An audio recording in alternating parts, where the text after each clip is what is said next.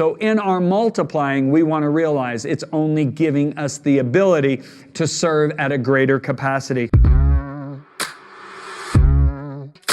First of all, I'm going to go back to 1 Peter chapter 4, verse 10. God has given each of you a gift from His great variety of spiritual gifts. Use them well to serve one another. In this lesson, I'm going to be talking about the catalyst. What really gives us the ability to effectively serve? And when I say effectively, I'm talking about the kind of serving that will produce fruit that will endure forever and ever and ever. So, first of all, let's define this word catalyst. A catalyst is a key ingredient precipitating or accelerating an event or change. So, what is the catalyst of multiplying? It's serving. Listen to what Peter said. Use them well to serve one another. Now, all true serving has to be motivated by love, because true serving will endure adversity, rejection, anything else that's thrown against it. If you listen to what Paul says in 1 Thessalonians chapter 1, verse 3, he says, "For we remember before our God and Father how you put faith into practice, how your love motivates you to serve others." I want to tell you a story about some friends of mine. They're very, very close friends. I got to give them a fictitious name, and you'll understand why. So I'm going to call them Riley and Dave, okay? So Riley and Dave, it was destiny that they meet. They had 2 apartments next to each other, both single. They eventually fell in love and married. And Riley, right in the beginning of their marriage, was so burdened why a lot of the soup kitchens, the Salvation Army, the churches didn't help people more during Thanksgiving. Thanksgiving is one of our biggest holidays in America, but Thanksgiving is very important that it centers around a meal, family time around a meal. She saw the soup kitchens were helping people, but it didn't create that home atmosphere. So Riley got in prayer to help people by getting a turkey around their table for Thanksgiving. So she went to her family and friends and said, "Hey, we will match dollar for dollar what you give to feed hungry people. My husband and I, Dave. If you give $1, we'll give $1. You give $5, we'll give $5. Well, the first year, she was able to serve 11 turkeys to families. She literally delivered in the trunk of her small car. Well, she went to 35 turkeys on the next year. And then the third year, she went to her family and friends and said, "All right, you can share the vision with people, but don't tell who's behind it." Well, by the time they got to the 5th year, they were feeding 500 families turkeys on Thanksgiving. But it continued.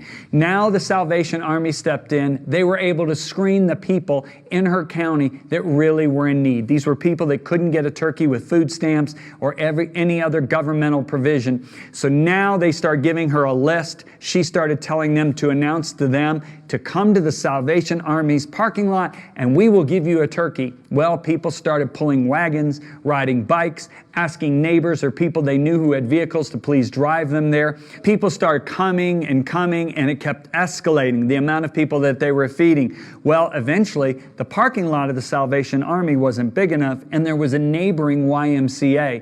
Well, the Salvation Army and the YMCA in that particular city, and it's a very large city in the United States, weren't getting along, and Riley coming to them asking for the YMCA's parking lot caused them to reconcile, and the 2 organizations have been working together ever since. So now she had over 200 volunteers working for her. It kept escalating and escalating until they decided to start giving 2 cans of vegetable and stuffing with every single turkey. Well, it continued to grow. They ran into challenges because people were moving away that were volunteering the year before. They had to find others. She wanted to keep her identity unknown.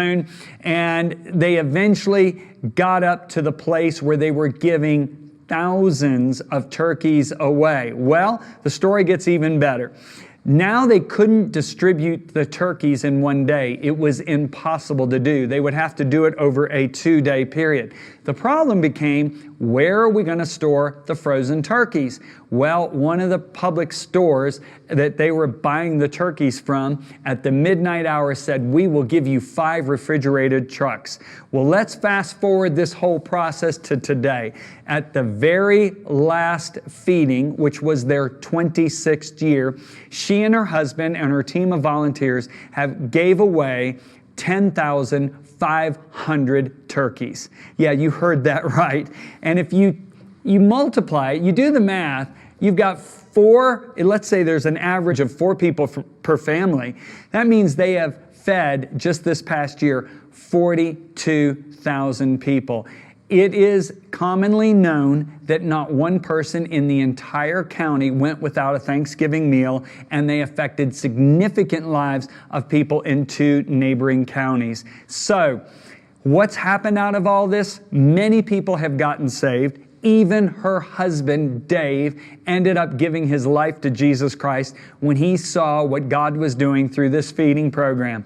Riley is not a minister. She's not a pastor. She's not a businesswoman. She's a stay-at-home mom who had a burden to feed hungry people because she has a heart to serve. If you look at Jesus' example, Jesus is the greatest example of serving in the Bible. He made a statement in Mark chapter 10. He said, the path to promotion and prominence comes by having a heart of a bond slave who serves everyone.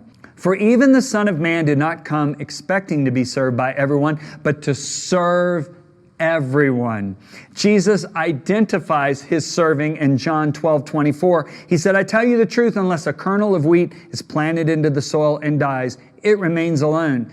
But its death will produce many new kernels. Now, isn't this interesting? Jesus is using his supreme serving example as a kernel of wheat going into the ground and again producing a harvest. Again, it's giving or serving in order to produce a harvest. What was Jesus' harvest? He got many sons and daughters added to his family. Jesus, you know, I should say this, as a minister of the gospel, I always know my final point is so important. Whenever I'm preaching a message, that final point has got to drive it home. Well, Jesus was the greatest preacher of all. So he chose to leave the most powerful illustrated sermon right before his crucifixion. They were in the upper room after dinner. He took off his garments, girded himself with a towel, and he began to wash his disciples' feet. Now, we need to talk about this one because when I first got saved, I really avoided getting my feet washed. I didn't want any man touching my feet. The only person I wanted to ever touch my feet, I was still single, would be my wife. So there was like a fad of foot washing when I first got saved in 1979, 1980 time period. And when they would do that foot washing, I'd say, I gotta go. I got something that just came up. I gotta get some homework done or this. And I would get out of Dodge, right? But I found out later that actually my dislike actually was founded because we made a tradition out of washing feet almost the way Israel made a tradition out of the serpent on the pole. They started idolizing that serpent. Originally, it had a right intent. It was God's way of ministering to them, but eventually it ended up becoming an idol. So let's talk about why Jesus did this. Back in those days, you have to remember, streets weren't paved. And people didn't have Adidas tennis shoes. They were barefoot or they wore sandals. Now, when you come into the home of a very wealthy person, which the disciples had done that night, a typical wealthy person's home, and think about it, this guy's home had a room enough to house 13 guys having a dinner in an upper room. When you come into that home, it has typically 20 to 30 servants. Some servants are over cooking, some are over house cleaning, some are over the garden, some are over the animals. Well, the lowest of low servants was the person who, and it was usually a female, her job was to wash the people's feet when they came into the house. Because people are going to have, think about it, they're going to have mud on their feet, they're going to have horse urine on their feet, donkey urine, camel urine. They're going to even maybe possibly have some poop on their feet. That person's job was to make sure their feet was clean before they entered into this person's beautiful home. So that woman would wash their feet. Do you realize that all those disciples had had their feet washed by the lowest of all the 30 servants of that household? So when Jesus gets down and starts washing their feet, he is communicating a massive message. I am the lowliest of all servants, the most humble of all servants. Can you imagine how that affected them? No wonder Peter said, no way am I letting you do this. I just had the lowest servant of the house wash my feet like 3 hours ago. You're not doing this. You're my master. You're the Messiah. And Jesus said to them after he did this, he said, you call me teacher and Lord, and you are right, because that's what I am. And since I, your Lord and teacher, have washed your feet, you ought to wash each other's feet. I have given you an example to follow. So, let me explain to you my incorrect mindset of serving when I first started ministry 35 years ago. I remember I was working for this church. We had 400 team members, and we had over 8,000 people in the church. We had an international outreach. And my pastor, you know, I saw him as the pinnacle of ministry, right? And the mindset among us was, if you get promoted, you will one day not have to serve anymore. In other words, we viewed the people that were in management positions and our pastors' positions as that was the ultimate place to be. And one day, us servants, if we did a good job, we get promoted out of serving into being a manager or a pastor. Well, my mindset was totally wrong, incongruent to Jesus's. And I'll never forget, here my job was taking care of my pastor's dry cleaning, picking up his kids at school, washing his car. And one day I was driving his car to get it washed, and the Spirit of God spoke to me and said, son, if I promote you, and there was an if I promote you, it will be a promotion in serving. He said, if you mess up now, it's just a dry clean shirt. But if you mess up in that day, you will mess up the life of an individual. That riveted me, and I realized how important it was to have an attitude of serving. So in our multiplying, we want to realize it's only giving us the ability to serve at a greater capacity. If you look at Rebecca, she's probably the greatest example of serving in the whole Bible. If you remember, Abraham sent his servant to find a wife for his son Isaac. The servant went this long distance to go back to Abraham's hometown. And he prayed. He said, God, it's time for the girls to come out and get water for their daily duties. I'm asking you that the girl that you have chosen for my master's son will be one that if I ask her for a drink of water, she will not only give me a drink, but she will give a drink to all of my camels. Well, sure enough, he's just finished making the request, and here comes Rebecca. And so this guy, this servant of Abraham, looks at Rebecca and says, hey, well, let me just read it. Hey, will you give me a drink? And listen to Rebecca's response. Yes, my Lord, she answered, have a drink. And she quickly, listen to the word quickly, lowered her jug from her shoulder and gave him a drink. When she had given him a drink, she said voluntarily, I'll draw water for your camels too, until they have had enough to drink. So she quickly emptied her jug into the watering trough and ran back to the well to draw water for all of his camels. Now, let's talk about this. She is a classic example of what it means to be a true servant. Number one, she's eager. Rebecca did everything swiftly. She ran, she moved fast, even running back and forth to the well. Slow or convenient serving is not true serving. Have you ever noticed people serving, but they do so with a lethargic and with an attitude of, oh, I'm so tired from all this work. Number two, she went the extra mile. Rebecca far surpassed what she was asked. She was only asked to give him a drink of water, but she gave a drink of water to all of his camels. Now, let me tell you something pretty amazing, because this is mathematically going to blow your mind. A typical camel after a long journey, because camels can go for a long time without water, will drink anywhere from 30 to 50 gallons of water. Now, Abraham's servant had 10 camels, okay? So let's go with the low end, 30 gallons. If you multiply 30 gallons by 10, you get, yes, 300 gallons. A typical water jug holds 5 gallons. Now, there was 2 types of wells in those days.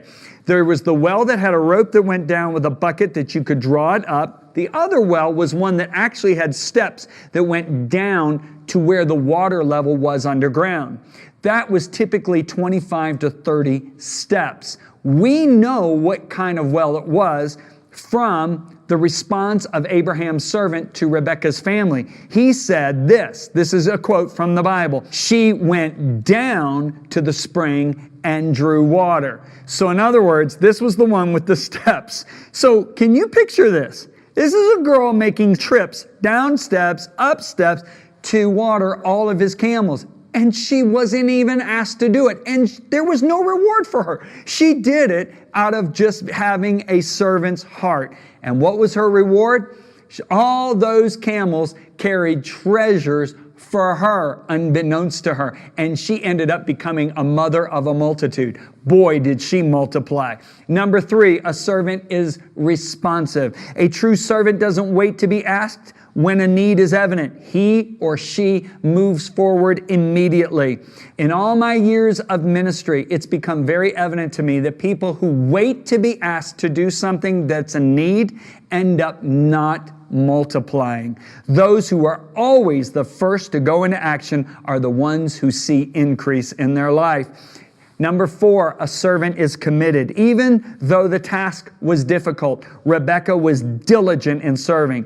Through the years, I've observed a pattern. The harder the task, the more quickly great attitudes diminish. It's human nature. Jesus never quit. He had the attitude of serving all the way up to his final breath when he looked at his apostle John and said, "Please take care of my mother." Again, Jesus thinking about others and serving others. A servant, a true servant we see with Rebekah, does everything to completion. 99% of the task is not completion. She went the whole route. She gave those camels a drink of water until they were satisfied. Let me tell you something. If you truly want to multiply with eternal ramifications, yes, you can multiply. The farmer who says, "Hey, I'm going to plant all these seeds and I'm going to get such a harvest that I can sit back and take it easy for the rest of my life," the one that Jesus said was covetous, it works. It works. The principles of multiplication work for him. But if you want to multiply in a way that will endure forever, that you'll be rewarded eternally by the Master and hear, "Well done, good and faithful servant," it has to be motivated by serving. So, we have talked about so much in this course. In the next lesson, I'm going to talk to you about